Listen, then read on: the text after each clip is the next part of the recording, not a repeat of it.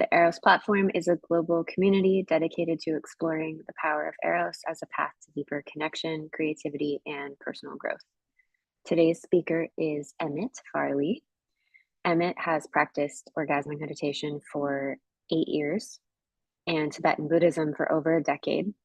He completed the 8-year Monastic sutra program through the Asian Classics Institute based on the traditional Gelugpa, did I say it right? Yes, curriculum, and has taught meditation at 3 Jewels in New York City. His work explores the intersection of Eros and Buddhism, bringing together stillness and sensation, and discipline and desire as a path to awakening. So with that, I give you Emmett, and he'll talk for a while, and then we'll do some Q&A. Thanks, Aubrey. So we're doing this little talk series on days that I think of something to talk about sort of where Buddhism and Eros meet.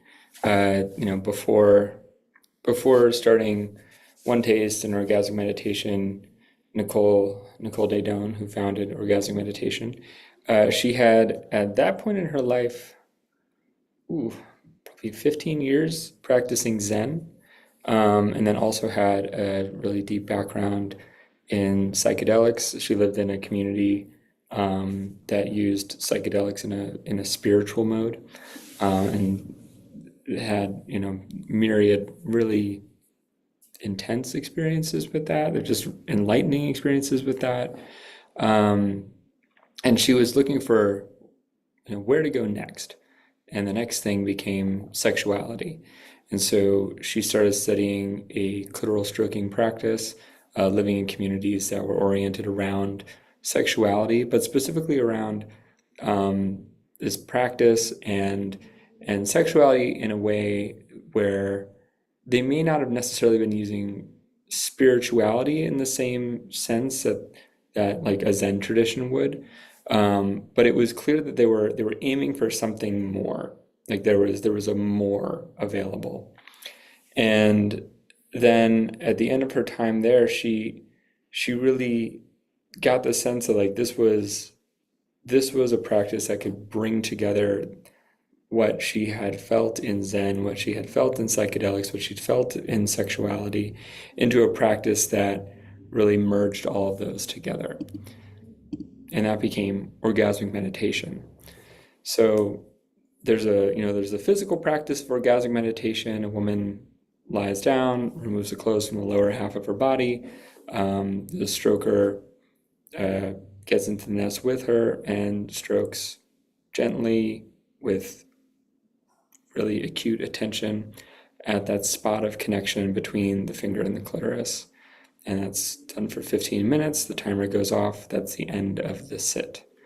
And so even something as simple as that was actually really informed by Zen Buddhism. Like that was, one of the things in Zen is like, even if you're having a good meditation and the bell goes off, you get up. It's the end of your sit. Don't get attached to having good meditations and bad meditations and your experiences. You're developing a practice. And that was really, that was an aspect of Zen that she incorporated into what became orgasmic meditation. And that sort of just speaks to like how these traditions informed each other to get to be a really, really a solid, grounded practice that takes people from where they are into a world they might not otherwise experience, with the goal of really living on that side of things. I'm going to share a couple slides. And by a couple slides, I mean I had a lot of fun with slides, so we'll see which slides we get to. Let me do that real quick.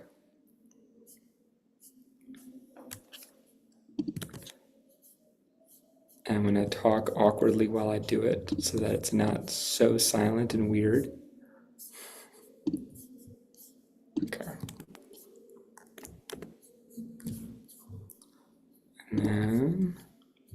So I thought we'd start with, this is from Tibetan Buddhism, which we've been studying in the past several years. I think we've been really kind of in a pretty deep dive for about 5 years with it. And then for about 5 years prior to that, I was practicing Tibetan Buddhism. That was kind of like my bridge. I'd known about Om for years, but I needed sort of that framework and that ability to work with my mind and that understanding to be able to step into orgasmic meditation and get into the practice. Some people, many people, go the other way and they just start oming, and then all of a sudden they have these experiences, and then they start meditating, they start doing X, Y, and Z. So just the way that we go. So this one is really kind of a beautiful little poem. Rest in natural great peace, this exhausted mind, beaten helpless by karma and neurotic thoughts, like the relentless fury of the pounding waves in the infinite ocean of samsara. So you start to get the two sides of the practice there. There's a lot of samsara in that. There's the things that come into our day, our life, and by 5 p.m. we're in a different place than we might have woken up that morning. But the aspect of the practice, the idea of meditations and sitting and whichever, getting into tantric practices, we'll talk about that a little bit, is really to hone in on that depth that provides a stability so that the waves can go all the different ways they go and we don't necessarily get drowned in them. So this is a normal day around 3:30 p.m. This is how we often feel, trying to survive the different waves. And Buddhism likes to use this metaphor of the ocean. So they'll talk about the depths of the ocean, which is a little funny to be coming from a landlocked country like Tibet, but it worked for them, so they kept it and they use it all the time. So they'll talk about sort of the three layers, the three bodies of a Buddha.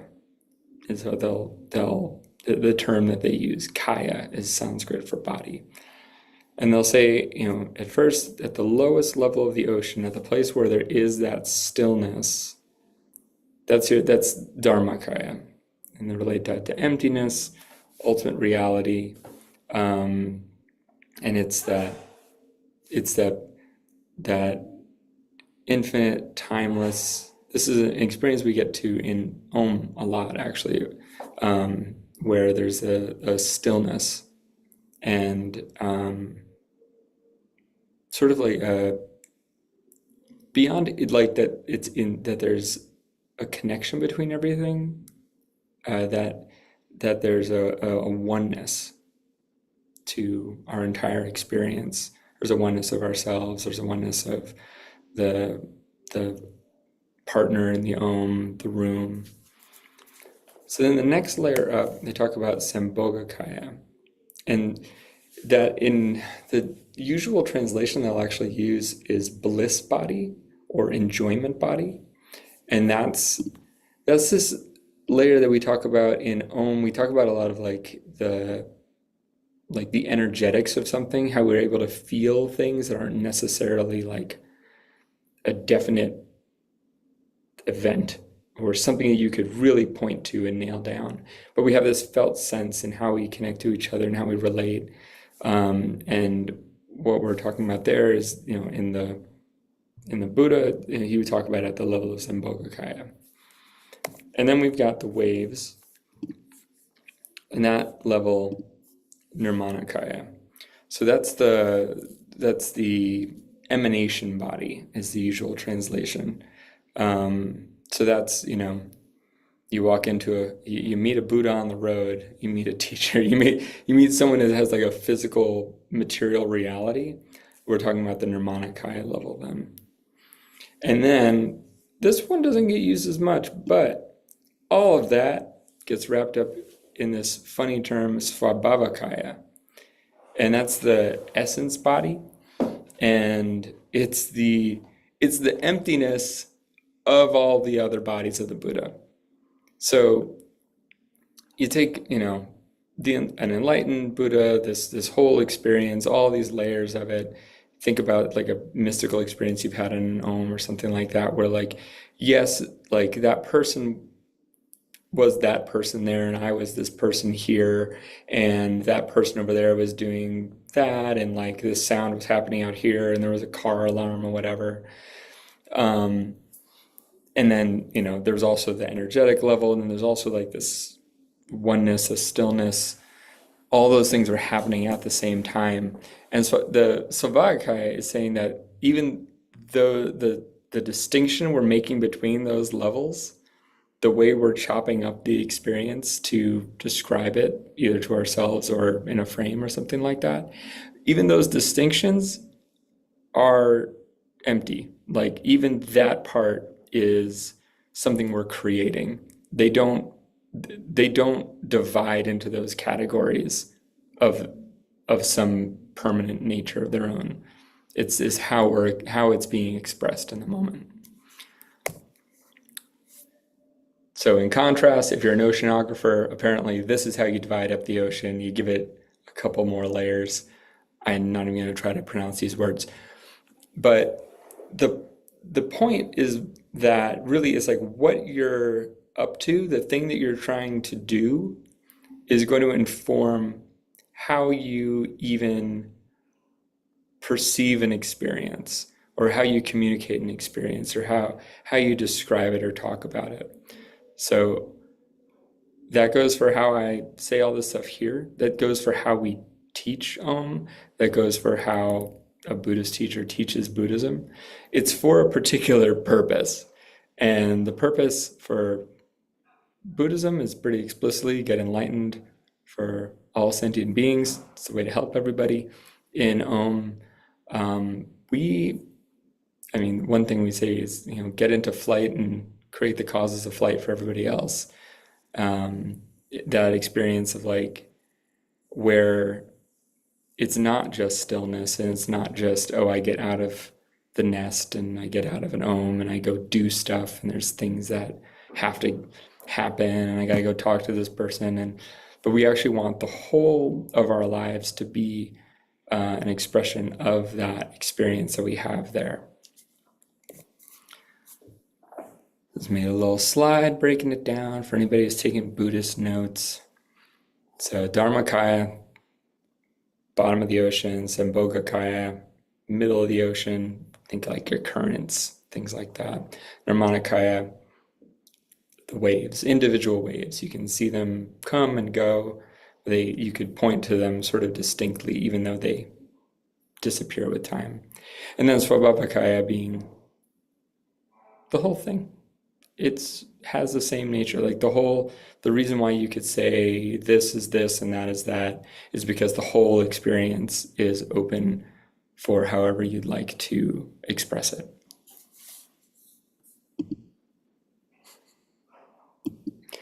So we think of Buddhism, usually you think of like some Asian people with their head shaved wearing a bunch of red or yellow or stuff like that. And one of my teachers, Punsok, he was a monk for 21 years, I think. And then he became a lay person again and kept teaching.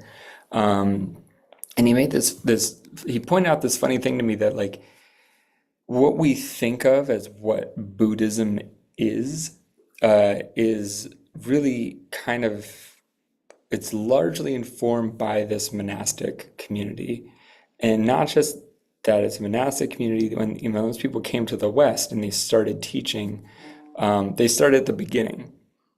And in India, Tibet, Nepal, otherwise, the beginning usually means 8 years old. So generally speaking, in those cultures, you go and, they're not, they're a bunch of yak herders and farmers and stuff like that. If you can get your kid into a monastery, it's a good deal. They're going to get fed and they get taken care of, and it's an honor. And so as much as they can, families try to get their boys into the monasteries to be little monks, to a lesser extent, girls into nunneries. But this is where, like, if you go to a Buddhism 101 class, most of what you're getting taught is the kind of stuff that they're teaching kids. And a lot of how Buddhism first came to America was with that same thing. Suzuki Roshi has stories about, like, wow, I showed up and these Western kid, they were wild and weird people, and I just had to start with the basics. And so this is like the level of teaching that he's talking about. After you spend, you get up to age 18 or 20 or something like that, you graduate. I'm going to talk the Gelug tradition. That's what I studied mostly. So you graduate from the monastic sutra training, the great 5 books. And at that point, you are eligible to apply for the Tantric college. And so this is a picture of Chogyam Trungpa at about the age that he went into the Tantric college. And he did 2 or 3 years in Tantric college, which is about normal. And then you get a lot of initiations, you get a lot of practices really fast. They can sort of hammer you with a lot of stuff. And then you go from there. Either, you continue as a monk, or he went to England at that point. So what are you doing in the Tantric colleges? What's the difference between the monastery and the Tantric colleges? So Sutra Buddhism talks about, the Buddha walked around, there's all these stories, there's the legends of the different things he did, and then there's all of the commentaries, which are breaking down those ideas into, in many cases, really academic, really logic. They do debate. There's a lot of definitions. It's this really rigorous, structured monastic education. Think Catholic school times 10. That's what they're going for in that training. So then you go into the Tantric college, and all of a sudden, it's a much different kind of Buddhism. You're talking about, in this case, this is Yamantaka and consort. I can't remember her name off the top of my head, but it's all of a sudden you're meditating on a 9-headed, buffalo-headed, enlightened god of death, flames all around, a mandala spreading outwards. But what you're doing there is you're latching your mind onto an already enlightened being. It's like you can be pushing the skateboard down the path of enlightenment with the sutra practices, and you'll get there. Or you can grab onto the back bumper of this speeding car going by and get a little boost and ride that on the way to enlightenment. And that's Tantra. That's the idea, is you're getting onto a much faster vehicle. So you spend a couple years doing that, and then start going out into the world. This is Chogyam Trungpa in England, talking to a nice lady with another one of his nice Buddhist monk types. Little grin on his face.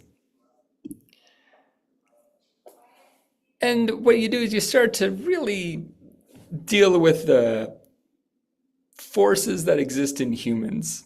So Yamantaka, Lord of Death, like we're dealing with the impermanence of life. Everybody knows we're going to die at some point, and that has a kind of motivating factor. Vajrayogini is the enlightened drive for sex. Her quality it's called Maharaga, great passion. And I was watching a Buddhist teacher last night who was very Tibetan and a little funny in that regard, and he was kind of shaking his finger at all these gay guys that were hitting on him in the sauna, which was awkward and funny. But the point he was making was that they didn't know that you can actually ride that energy much further than getting somebody home with you and then locking them down and having your sex life handled. That's kind of our general conception of like what we should do with the sex drive. But the idea with Vajrayogini specifically is that we're actually taking that drive and we're harnessing that, we're aiming that towards enlightenment. Where we want to, we have the bodhicitta aim. The idea is I want to get myself out of suffering. I want to get myself to bliss. I want to bring everybody else with me.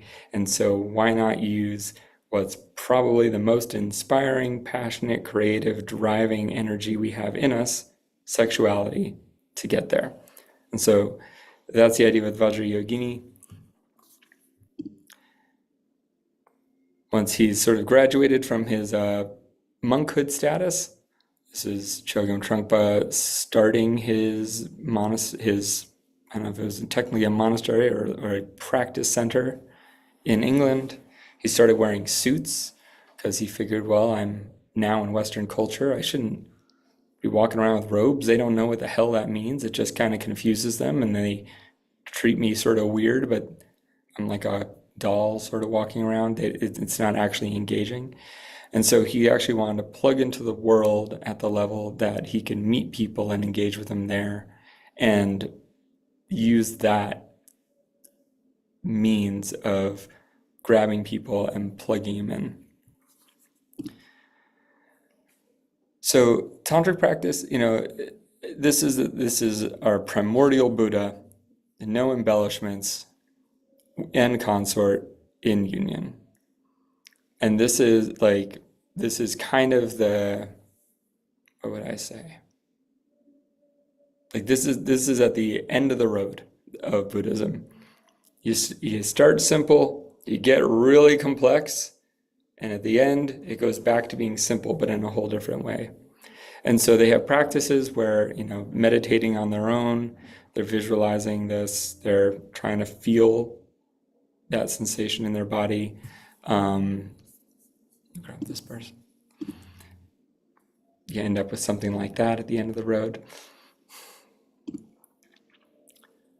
They're out of order. Okay, so the idea is that you're actually activating your body in the same way that your body is activated in sex. That is really how we want to turn the body on, because that is in our biology.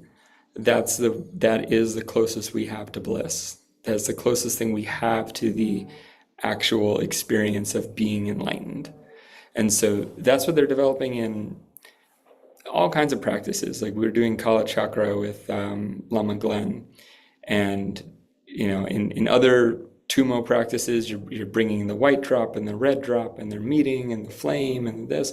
And Kala Chakra, it's like, no, you've got the feminine body, you've got a masculine body, and they are having sex at this point inside you, and you focus on that passion, that experience at this point in your body, and that's powering the Tumo practice inside of you.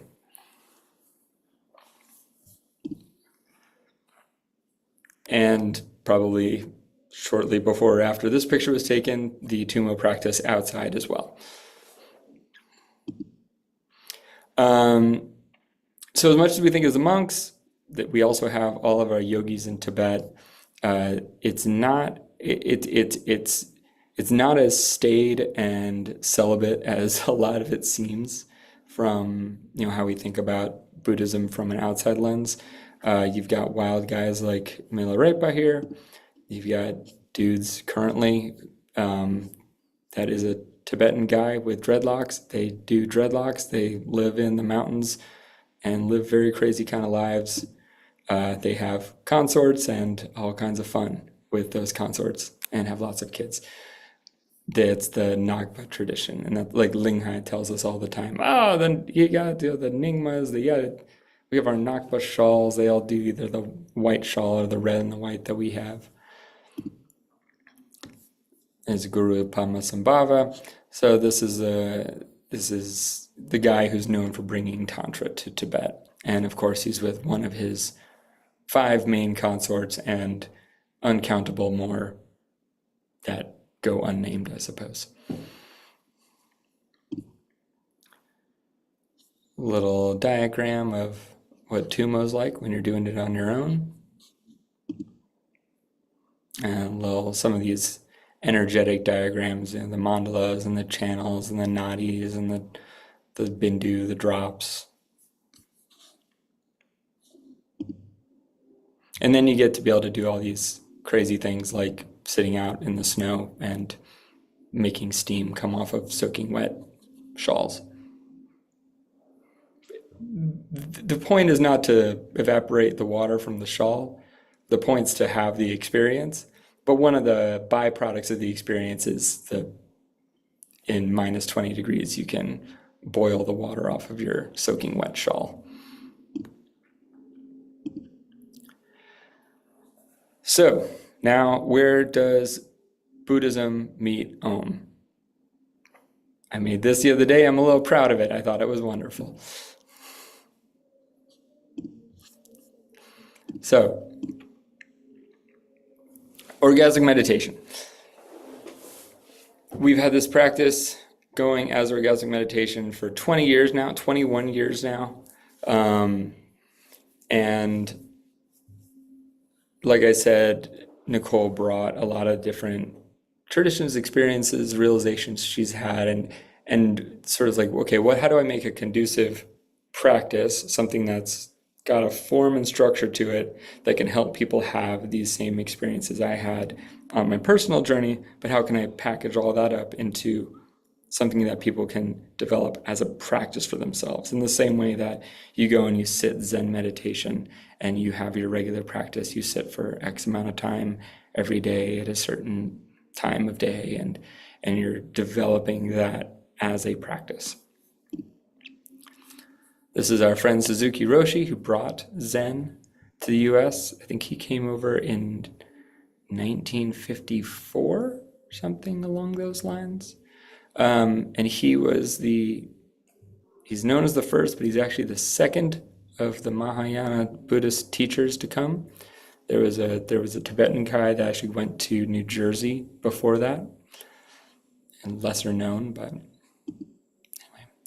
And by 1958, you've got, Jack Kerouac is writing the Dharma Bums, and he's telling all about his experiences around San Francisco, and I think he's actually at Suzuki Roshi's place at a certain point, and he's meditating, and the book starts out, he's been celibate for a year because the Buddhists are abstinent, and then of course some chick shows up with a bunch of guys, and they do a yabyum ceremony, which is it comes across more like an orgy, but it was their taking the inspiration from what they'd seen of some of the Tibetan Tantric practices, and were doing that in whatever ramshackle apartment they were living in the Haight.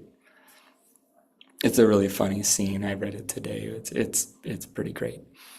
He has like a whole breakdown because he has a huge crush on this girl, but he's sworn off women, and that's where pretty girls make graves.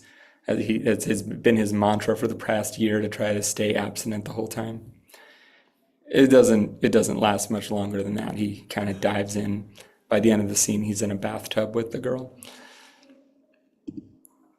So in 1960, you've got all kinds of folks. You did Timothy Leary bringing psychedelics in, his buddy who was, Richard Alpert when he was doing psychedelics, and then became Ram Dass when he went to the more Buddhist spiritual side of things.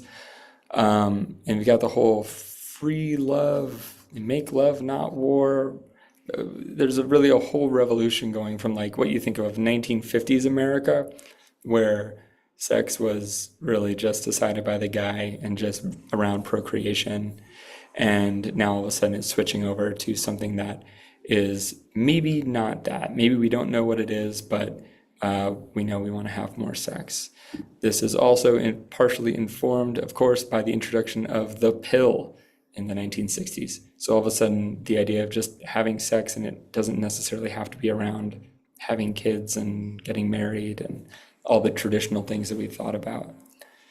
But on one side, you kind of end up with just sort of like Kerouac's yabyum ceremony, which was just sort of more like an orgy, to be honest. Like people are going a little wild with it, and it doesn't have that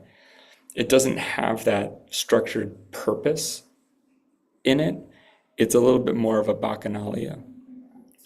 And so how is it that like you can take what's getting freed up in this awakening and actually give it the kind of purpose that somebody like Suzuki Roshi and Zen is really trying to develop and bring into the world? And so that brings us back to Om. So stop my screen share. So the wonderful thing I thought about, the two different practices, Buddhism as a whole, just thinking of it as like a practice, and orgasmic meditation as a practice, really has a lot of overlap at maybe the Sambhogakaya level. And the Nirmanakaya level even too. Like, I'm going to be honest, when I think of like what does a room where an Om is taking place feel like, it feels very Zen. It's this very sort of almost austere setting. There's not all this extra stuff when, Tibetans have their drums and bells and horns and all that kind of stuff. It's very straightforward, simple. It just is that. But at the Sambhogakaya level, like, how are we actually working with the energy to get to where we're going? And really, when it's like trying to go between like how the Buddhists talk about ultimate reality, how they talk about like that sense of Buddha awakening that they're going for. And they'll say there's like these different qualities of what enlightenment feels like, that it's uncaused, it's spontaneous, that it's not a conceptual experience. It's not something you can think yourself into. It's actually an experience that's beyond words. It's just something that has to be realized. And that there are these sort of the external signs. It's this feeling of love, a feeling of power, this sense of knowing, and this idea that it's beyond suffering. Suffering, I talked about last time, is sort of a funny word in how we translate it. But what I argue they're really trying to say is that there's not something that needs to be changed. There's not an element of it that's wrong or out of place, or like everything except for that. The whole experience can be there, and the whole experience can be changing, but it's all of a piece. It's all integrated into one. And then in Om, we talk about like the experience of being on the spot. And so, the finger is stroking the clitoris, and okay, adjust a little to the left, a little up, a little faster. But then there's this moment where it just really clicks into place, and all of a sudden there's this sense of connection, and that connection works like a bridge, where all of a sudden the whole experience can come from that connection. And so we'll talk about how it doesn't necessarily feel like there's a stroker and a strokee, and then this person's doing that to this person, and this is this. It's just all of a sudden it's the stroke is coming through. It's an experience that seems to be from beyond both people individually, but isn't separate from them at all. It's the expression of exactly everything that's happening in that moment, everything including the car alarm that's going on outside, and the itch in my right foot, and the how much time is left on the timer, and oh, did I remember to do this? Like, the thoughts are part of it. Everything just becomes part of that experience, and the entirety of our attention goes into that connection without cutting anything off. And so that's where we get to have this experience of real intimacy. And I always thought that was like such a poignant way of getting really to the root of what both Buddhism and Om are working toward. There's this intimacy with all things. It's all available. It's all there. The high stuff, the low stuff, everything in between. And it's all connected in a way where it creates something greater than itself by being connected. So those are my thoughts on those two things today, and how they're probably not so far from each other to say two things, but maybe one and a tenth things. And I'd love to open up to either questions or thoughts or any ideas like that anybody has in the room. Thanks, Emmett. That was really awesome. I loved those slides and the Trungpa journey. That was so cool. Okay, yeah, well, as Emmett said, we'll open it up for questions, comments, your experience of the talk, things that stood out.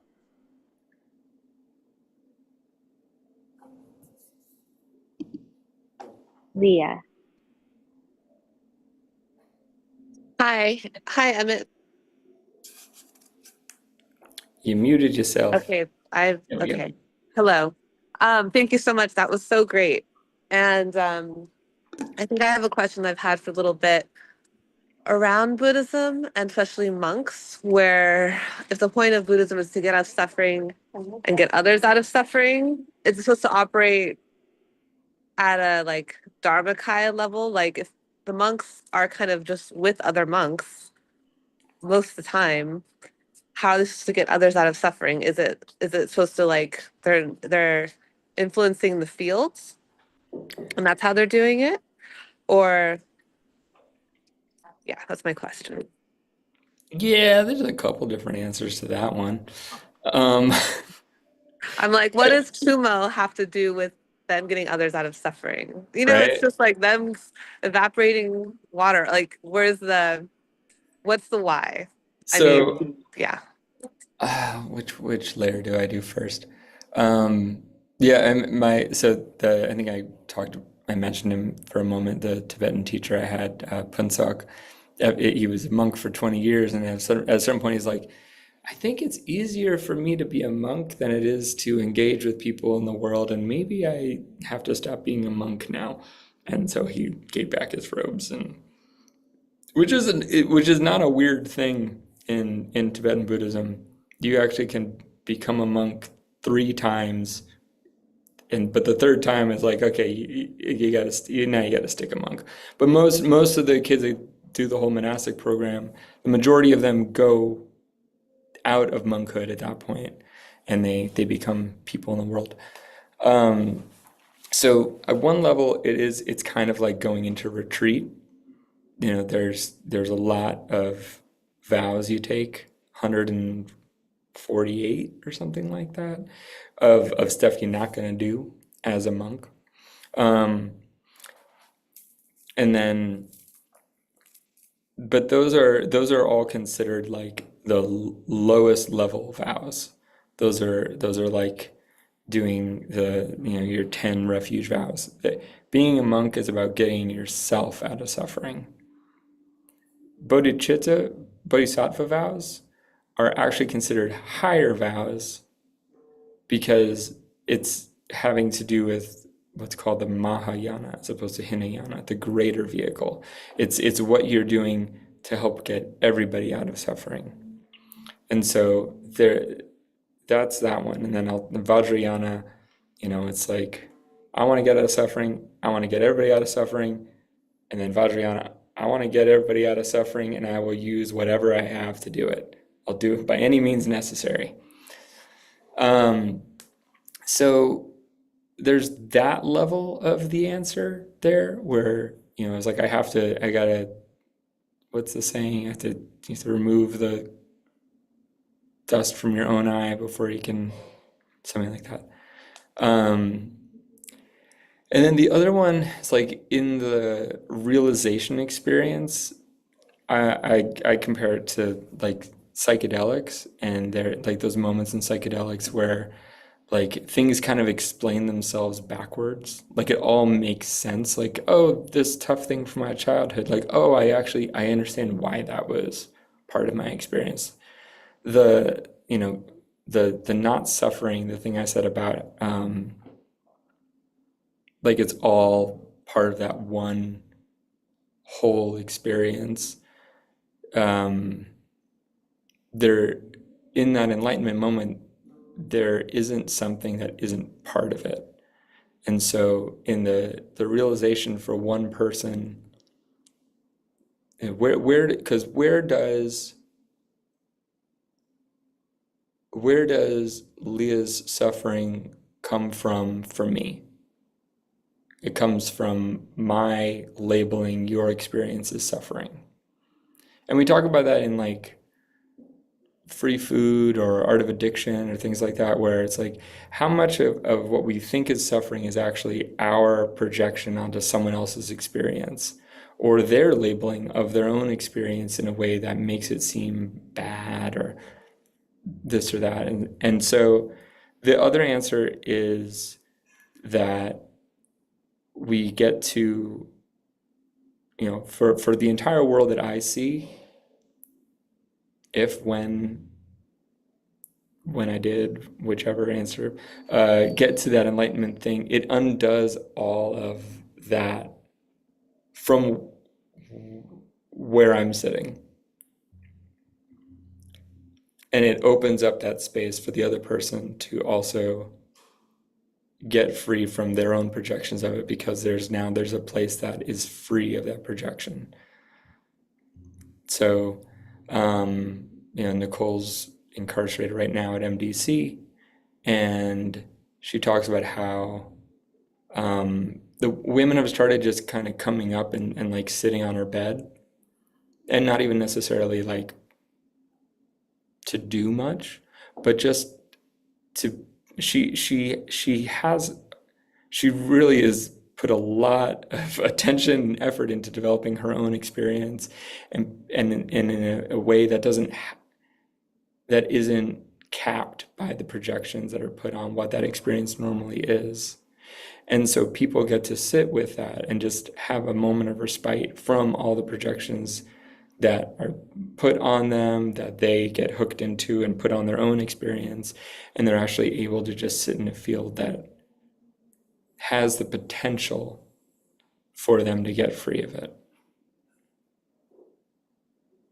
That's beautiful. Thank you. That's really great. Yeah. Yeah. Thanks. That was awesome. Thanks, guys. Any other Nance? Go for it. Hi, Emmett. I appreciate your talks. I remember when we started studying Buddhism. Well, I started studying the Buddhism. I thought, I'm never going to understand this, but I do Mm. know how to feel. Do know how to, from Om, I do know how to receive a transmission. Mhm. And so I would sit in the field and receive the transmission. So today, as you were talking, I had that same experience. I'm like all the levels and everything. I'm just like, still not really sure about what that, but I can feel it.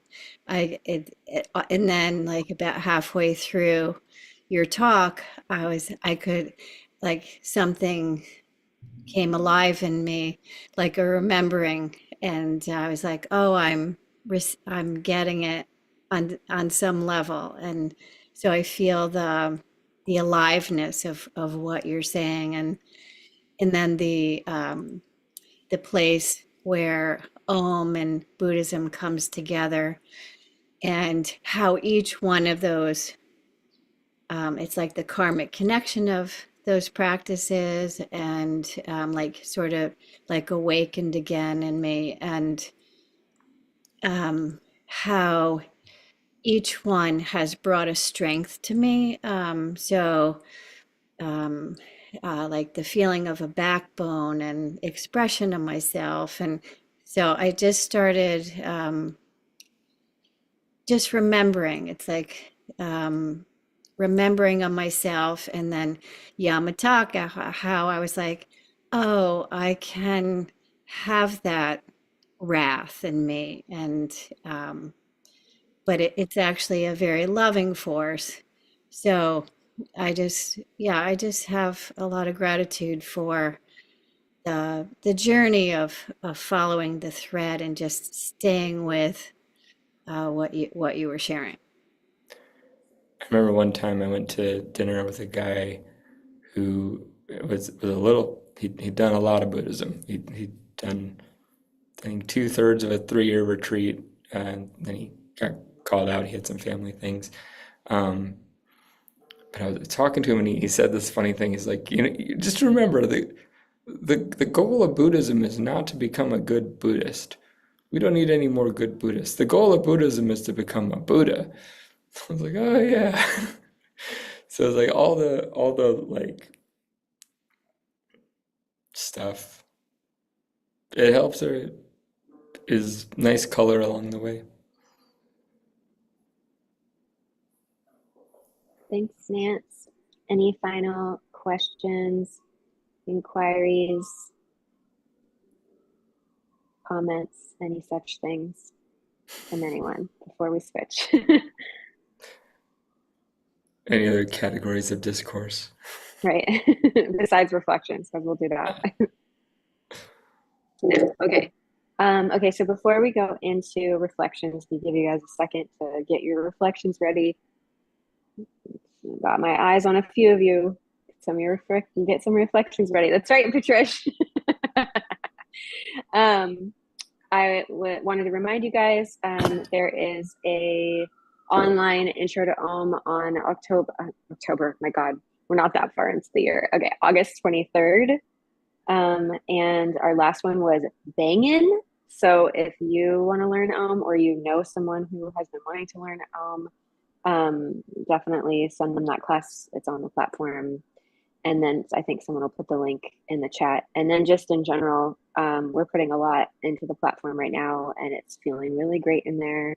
And so if you are not a member, or you're not a premium member, do that. It's awesome. And so, yeah, someone will put both the links in there. I mean, you guys have the platform link. You probably don't need that one, but you put the intro to Om link in there. All right, we're going to go ahead and shift into reflections. That's right, Patric. We're going to start with Patric. And I want 2 more after that, so get them ready. Hi, Emmett. Hi, Patric. Gosh, it's good to be with you. And I'm so much just hearing you share about Buddhism has brought so much back for me from all that you helped me with during my Buddhist retreats. And I'd say, where's the, the prayer? What am I repeating? So I really, that touches me that you have such a devotion and a willingness to share. So I appreciate that very much. And I especially appreciated on your slideshow the make love not war. It was my era, and I didn't get to all of those things. I'm sorry I missed a few, but it was actually not real ancient history. It was real for me. So thank you very much. And connecting with Om is a huge service. So thank you. Thanks.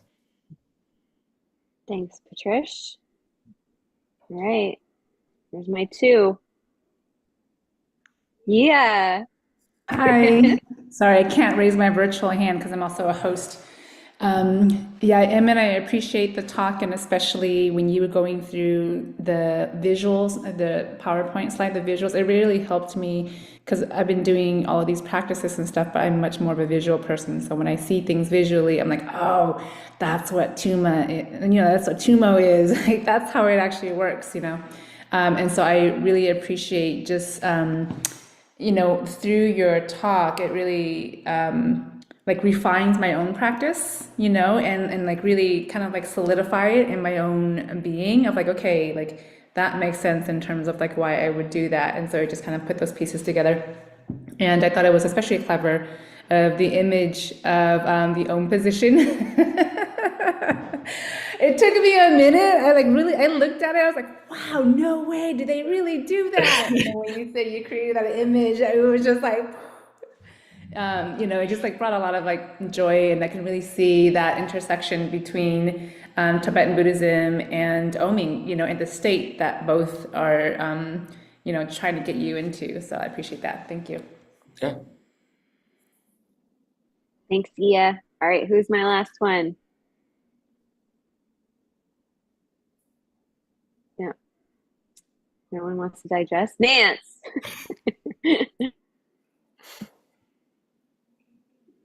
Yeah, one more thing, which was when you said about both the sexual energies for liberation and freedom. It was like that like really went right in when you said it. It's like I was like, yes, that's what it has a force. The force will assist in that process, and it's not just for like not just for fun, even though it can be fun, but it's like for that liberation of the sense of self. And so like I just that went right in. Thank you. Thank you. All right. Oh, we got a Kara Joy sliding in. Hey. Sliding in. I can't say no to Kara Joy. Hi. Wow.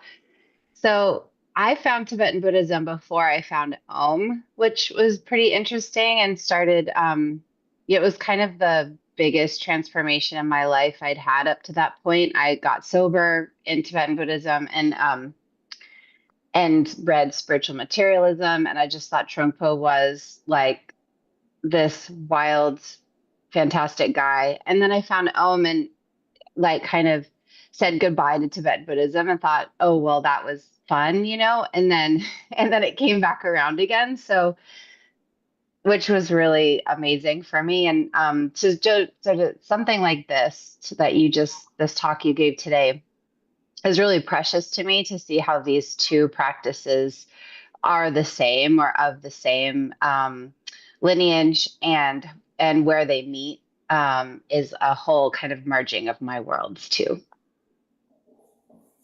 Thanks. All right. Beautiful call. Thank you so much, Emmett. Thank you, everyone, for coming. We love you guys. We'll see you on other calls soon.